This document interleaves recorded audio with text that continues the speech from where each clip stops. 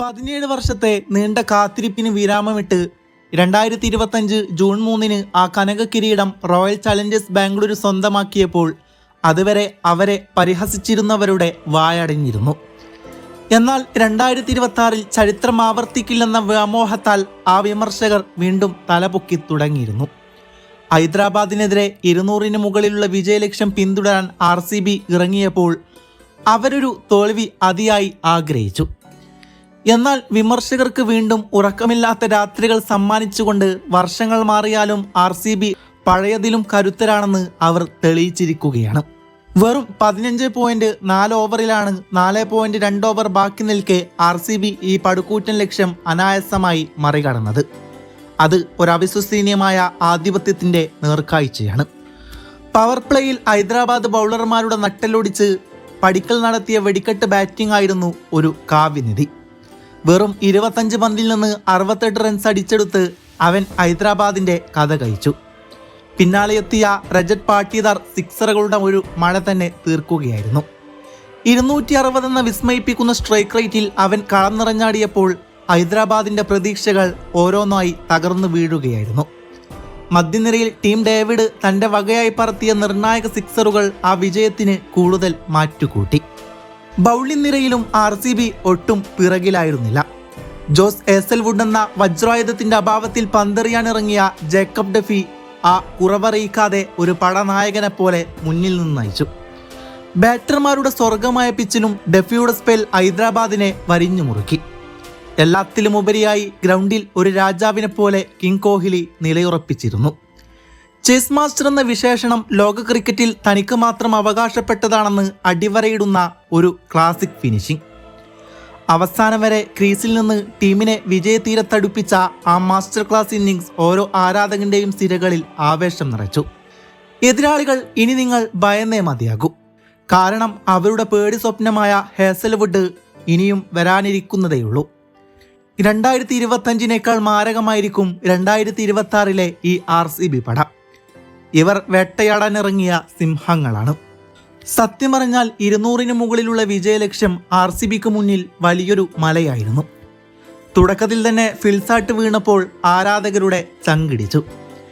Power പ്ലേയിൽ എങ്ങനെയെങ്കിലും runs കണ്ടെത്തേണ്ടത് അനിവാര്യമായിരുന്നു.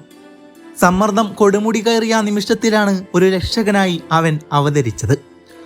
സകല ഭാരങ്ങളും തോളിലേറ്റി ദേവദത്ത് പടിക്കൽ ക്രീസിലെത്തിയപ്പോൾ പിന്നെ കണ്ടത് ഒരു കൊടുങ്കാറ്റായിരുന്നു. ആദ്യ 4 ഓവറുകളിൽ വെറും 11 പന്തിൽ 34 റൺസ് എടുത്ത് അവൻ അക്ഷരാർത്ഥത്തിൽ കത്തിക്കയറി. ഗ്രൗണ്ടിന്റെ നാനാഭാഗത്തേക്കും സിക്സറുകളും ഫോറുകളും ചിറകുവെച്ചു പറന്നു. ബൗളർമാരുടെ മേൽ അവൻ തീമഴ പെയ്യിക്കുകയായിരുന്നു. ആ ആക്രമണം കണ്ടു നിൽക്കാൻ തന്നെ വല്ലാത്തൊരു ഭംഗിയായിരുന്നു. ഒടുവിൽ 61 റൺസ് എന്ന മികച്ച സ്കോറിൽ അവൻ പുറത്താകുമ്പോഴും RCBയുടെ വിജയം ഏറെക്കുറെ അവൻ തന്നെ ഉറപ്പിച്ചിരുന്നു. ഇതിലൊരു കാവ്യനീതിയുണ്ട്. പടിക്കൽ RCBക്ക് വേണ്ടി മാത്രമേ ഇത്ര മനോഹരമായി കളിച്ചിട്ടുള്ളൂ. അതൊരു അത്ഭുതം തന്നെയാണ്.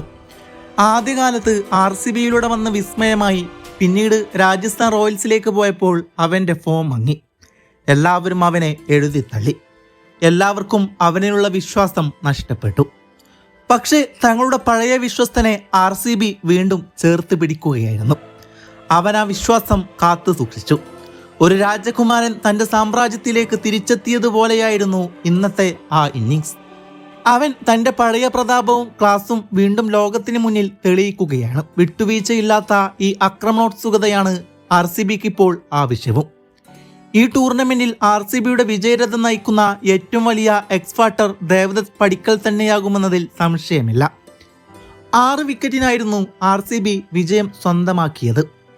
സൺറൈസ് ഹൈദരാബാദ് 20 ഓവറിൽ 9 വിക്കറ്റിന് 201 റൺസായിരുന്നു എടുത്തിരുന്നത്. RCB 15.4 ഓവറിൽ 4 വിക്കറ്റിന് 203 റൺസ് സ്വന്തമാക്കി.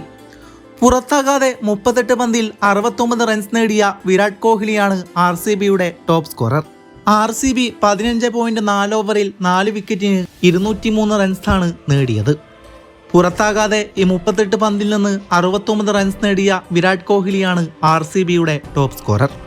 ചേസിങ്ങിനിറങ്ങിയ RCBയുടെ തുടക്കം അത്ര മികച്ചതായിരുന്നില്ല. ഓപ്പണർ ഫിൽസാട്ടിനെ രണ്ടാം ഓവറിൽ നഷ്ടമായി. 7 പന്തിൽ 8 റൺസ് നേടിയ സാൾട്ട് ജയ്ദേവിന്റെ പന്തിൽ കാസ്റ്റിന് ക്യാച്ച് നൽകി മടങ്ങുകയായിരുന്നു. T20 ലോകകപ്പിൽ ഫോം ഔട്ടായിരുന്ന സാൾട്ട് IPLലും മങ്ങിയ പ്രകടനം തുടരുന്നത് RCBക്ക് തിരിച്ചടി തന്നെയാണ്. ഇമ്പാക്ട് പ്ലെയറായ ദേവദത്ത് പടിക്കലാണ് വൺ ഡൗണായി ക്രീസിലെത്തിയത്. നേരിട്ട് ആദ്യ പന്ത് തന്നെ സിക്സർ പറത്തിയാണ് അയാൾ തുടങ്ങിയത്. മോശം സ്ട്രൈക്ക് റേറ്റിന്റെ പേരിൽ പലപ്പോഴും വിമർശിക്കപ്പെട്ടിട്ടുള്ള പടിക്കൽ ഇത്തവണ ശൈലിപാടെ തിരുത്തിയാണ് ബാറ്റിങ്ങിനെത്തിയത്. തകർപ്പനടികളുമായി കളം നിറഞ്ഞ പടിക്കൽ വിരാട് കോഹ്ലിക്കൊപ്പം RCBയുടെ സ്കോറിങ്ങിന് കുതിപ്പ് പകർന്നു. 26 പന്തിൽ 61 റൺസ് നേടിയാണ് താരം മടങ്ങിയത്. ഹാർസ് ദുബൈക്കായിരുന്നു ആ വിക്കറ്റ്. ദേവദത്തിന് പിന്നാലെ ക്രീസിലെത്തിയ ക്യാപ്റ്റൻ രജത് പാട്യദാറും ഒട്ടും മോശമാക്കിയില്ല. 12 പന്തിൽ 33 റൺസ് എടുത്താണ് രജത് മടങ്ങിയത്. 12.2 ഓവറിൽ രജത് മടങ്ങുമ്പോൾ RCB 3 വിക്കറ്റിന് 163 എന്ന നിലയിലായിരുന്നു. ഡേവിഡ് പെയിനായിരുന്നു ആ വിക്കറ്റ് എടുത്തത്. എന്നാൽ തുടർന്ന് ക്രീസിലെത്തിയ വിക്കറ്റ് കീപ്പർ ജിതേഷ് ശർമ്മ നിരാശപ്പെടുത്തി. ഗോൾഡൻ ഡക്കായ ജിതേഷ് ഡേവിഡ് പെയിൻ വിക്കറ്റ് സമ്മാനിച്ച് മടങ്ങി. എന്നാൽ തുടർന്ന് ക്രീസിലെത്തിയ ടീം ഡേവിഡിനോടൊപ്പം ചേർന്ന് കോഹ്ലി RCBയെ വിജയത്തിലെത്തിച്ചു. ടീം ഡേവിഡ് 10 പന്തിൽ 16 റൺസുമായി പുറത്താകാതെ നിന്നു. 38 പന്തിൽ 80 റൺസ് എടുത്ത ക്യാപ്റ്റൻ ഇഷാൻ കിഷാന്റെയും 18 പന്തിൽ 43 റൺസ് എടുത്ത അനികേത് വർമ്മയുടെയും മികവിലാണ് ആദ്യം ബാറ്റ് ചെയ്ത സൺറൈസ് ഹൈദരാബാദ് 201 റൺസ് എടുത്തത്. RCBക്കായി ജേക്കബ് ഡെഫിയും റൊമാരിയോ ഷേപ്പോർഡും 3 വിക്കറ്റുകൾ വീതം വീഴ്ത്തുന്നുണ്ട്.